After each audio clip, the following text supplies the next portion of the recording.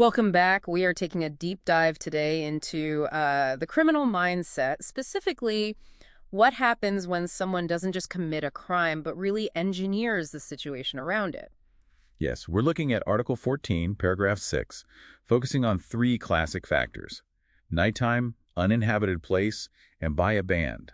How time, place, and means can potentially make the liability, well, more severe. And the key thing for you to grasp right away is the core principle here. Just because it's dark doesn't automatically make the crime worse in the eyes of the law. Exactly. These only become aggravating circumstances if the offender intentionally used them. I mean, did they actually help commit the crime? Were they specifically sought out? Or even just taken advantage of, perhaps, to get away clean. Right. That element of intention, of deliberate exploitation, is crucial. So let's call it the exploitation principle. You know, if you just happen to be in a dark alley when a fight breaks out spontaneously, that's one situation. But if you deliberately wait 3 hours for sunset so nobody recognizes you, well, that's different. That's premeditation. And that's what the law is really looking at here. And this whole idea, it has a bit of a tangled legal past, doesn't it? Like, if all three occur, night, remote place, armed group, is that one big factor or three separate ones? Oh, absolutely. There was historical debate. The Supreme Court of Spain, for instance, had conflicting decisions back in the late 1800s. Wow. Okay, so how does it usually play out now? Well, modern practice, you see it in cases like People versus Coonan, tends to treat them separately if the specific advantages were distinct, like darkness for hiding, the ban for overwhelming force. It shows a greater degree of planning, perhaps. Okay, let's break down the first one. Nighttime. Generally dusk to dawn, right? Yes, that's the basic time frame. Yeah. But again, critically, the prosecution needs to prove intent. Was the darkness chosen? Chosen to, say, avoid being identified or to make escape easier. Precisely.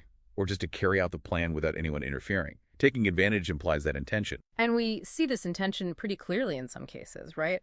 Like the example of someone living nearby who waits for night just to hide their face. Exactly. Or that robbery case where the perpetrators literally waited around for almost 3 hours for it to get dark before they acted. Yeah. That clearly shows the time was sought for.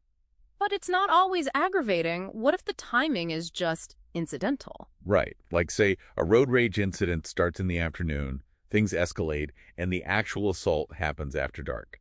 The nighttime itself wasn't part of the plan. And what about lighting?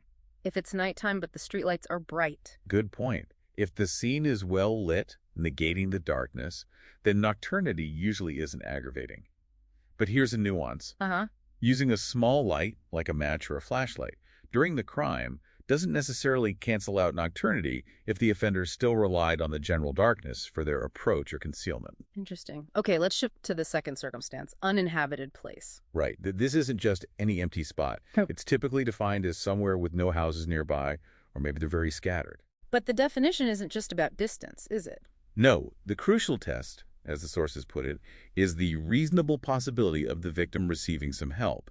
It's about isolation. So the focus is on whether the offender sought that isolation. Exactly. Did they choose a lonely spot off the road or deep in a sugarcane field or even out at sea, specifically to avoid witnesses or interference and make detection harder? So the selection of the place is key. If they just randomly ended up there during a chase, for example. Then it typically wouldn't count. The place itself has to be part of the plan and aid to the crime. Got it. Now the third factor. By a band. This one's fairly specific. It requires more than 3 armed individuals. More than 3, so 4 or more. Correct. 4 or more armed persons, and they have to have acted together in committing the crime. And armed can be interpreted quite broadly. I think I read even a stone could count. Yes, under certain circumstances, the term arms has been interpreted to include things like large stones, if used as weapons by the group acting in concert. And where does this apply? Mostly property crimes. It applies there, yes, but also crimes against persons, illegal detention, even treason.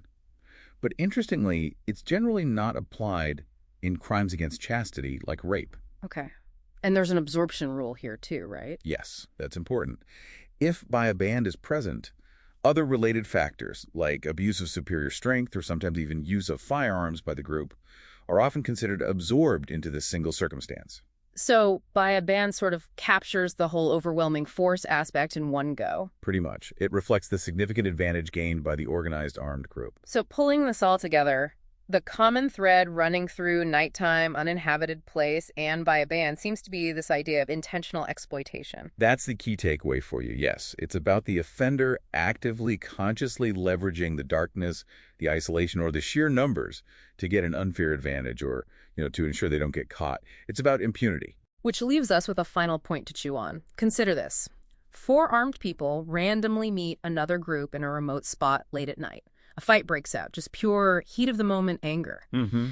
Why is it that often none of these aggravating circumstances, nighttime, uninhabited place, or by a band would apply there?